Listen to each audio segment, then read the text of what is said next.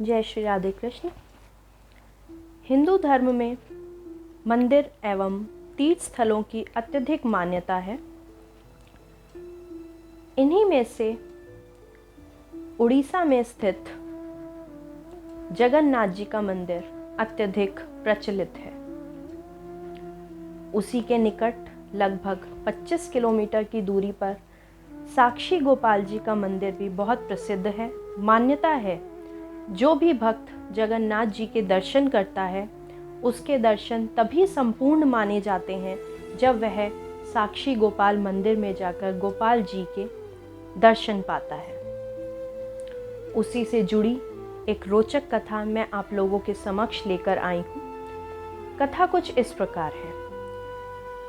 एक समय की बात होती है, कुछ ब्राह्मण तीर्थ यात्रा के लिए पुरी शहर से निकलते हैं, जिसमें से 2 ब्राह्मण अर्थात एक ब्राह्मण वृद्धावस्था के होते हैं और दूसरे तरुण अवस्था में।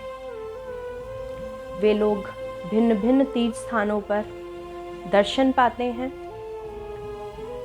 जो तरुण ब्राह्मण होता है वह गरीब होता है, परंतु सेवा भाव एवं भक्ति भाव से वह बहुत ही अमीर होता है।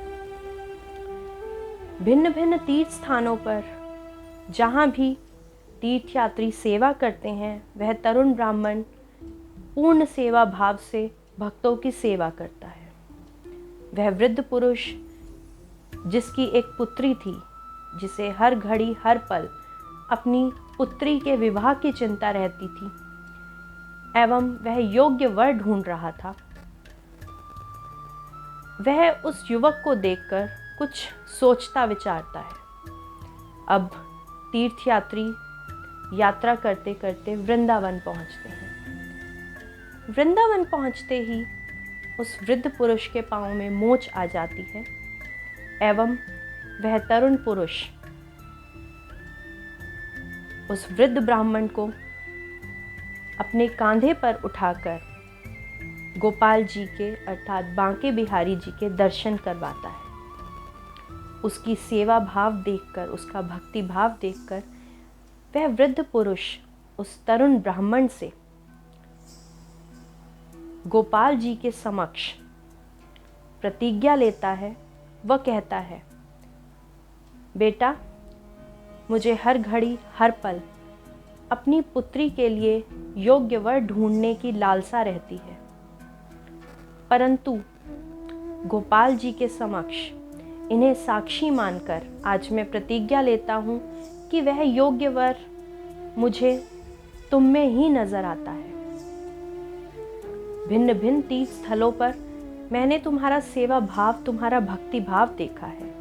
तुम ही मेरी कन्या के लिए सुयोग्य वर हो। वह युवक मान जाता है। किसी प्रकार तीर्थ यात्रा संपन्न होती है। सब लोग अपने अपने घर लौट जाते हैं। वे दोनों ब्राह्मण भी अपने अपने घर वापस चले जाते हैं। कुछ समय बीतने के पश्चात वे दोनों ब्राह्मण जगन्नाथ जी अर्थात पुरी में जगन्नाथ जी के मंदिर में दोनों मिलते हैं।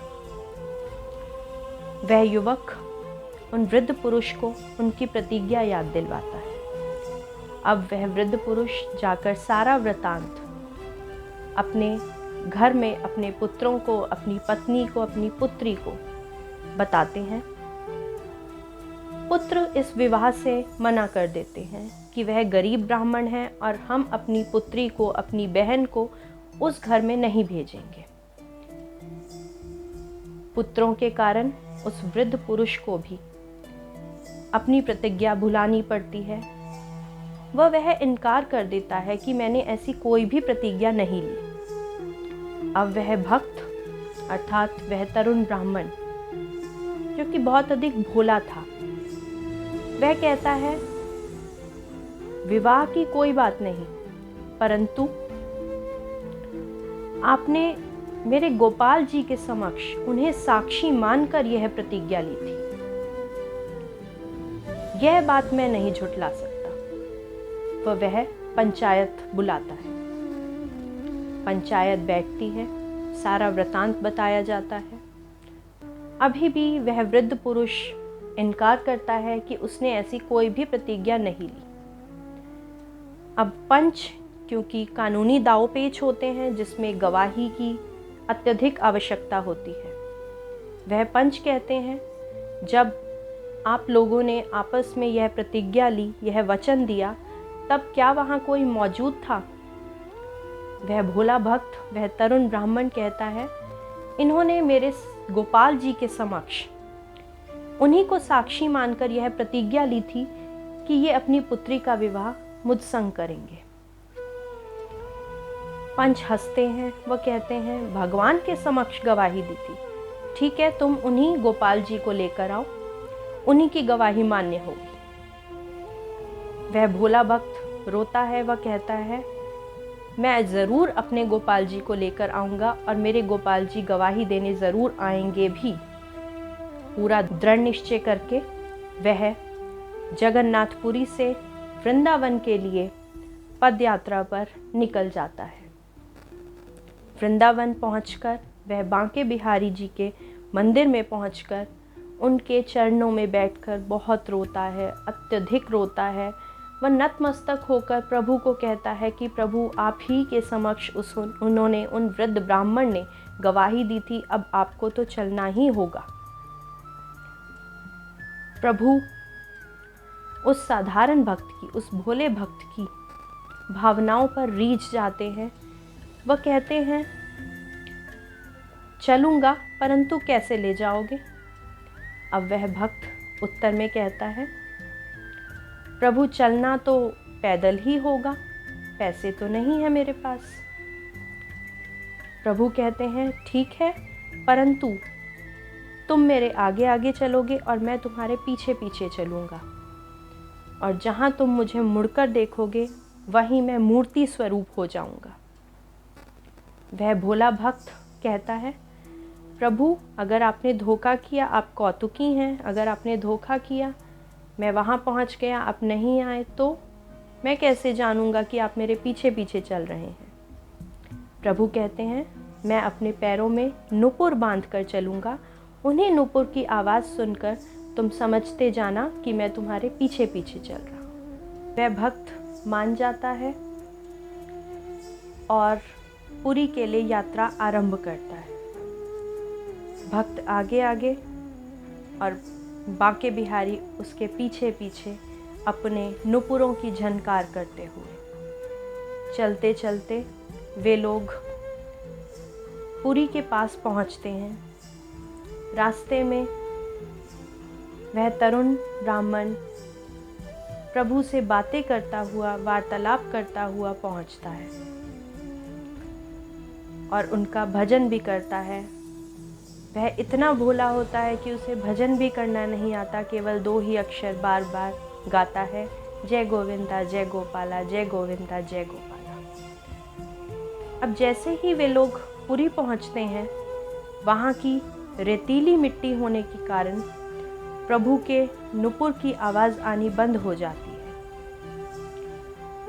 ऊपर से प्रभु बोलते भी नहीं हैं।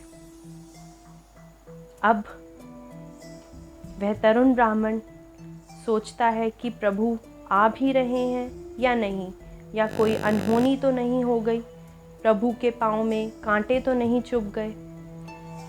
सोचता है पीछे मुड़कर देखूं ना देखूं, सब सोचकर सेवा भाव से कि क्या पता प्रभु को मेरी आवश्यकता हो, विश्राम कर रहे हों, थक गए हों।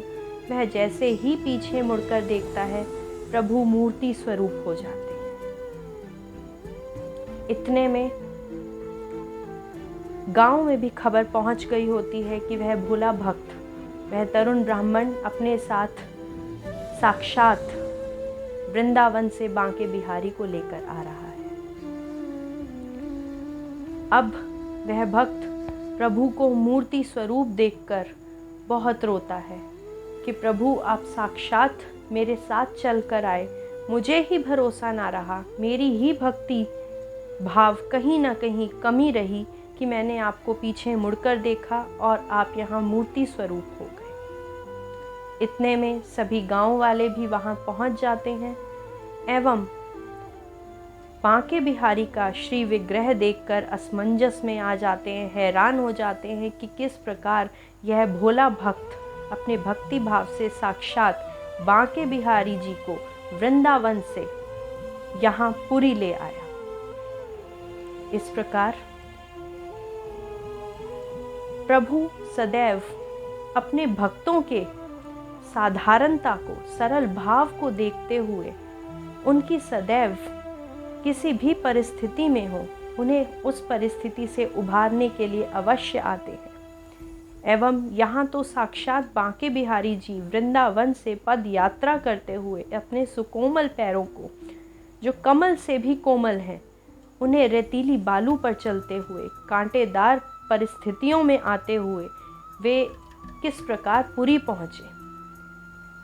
एवं उसी समय आकाशवाणी भी हुई और आकाशवाणी में यही कहा, प्रभु ने कहा कि आज से यह मंदिर साक्षी गोपाल मंदिर के नाम से प्रसिद्ध होगा एवं यह उन भक्तों के लिए है जो मुझे साक्षी मानते हैं, अर्थात किसी भी प्रकार से कोई भी बात कहते हैं, कुछ कर्म करते हैं, कोई हो या ना हो,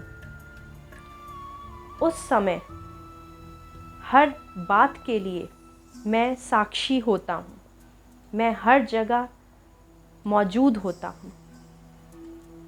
और उसी दिन से साक्षी गोपाल जी का मंदिर अत्यधिक प्रचलित है।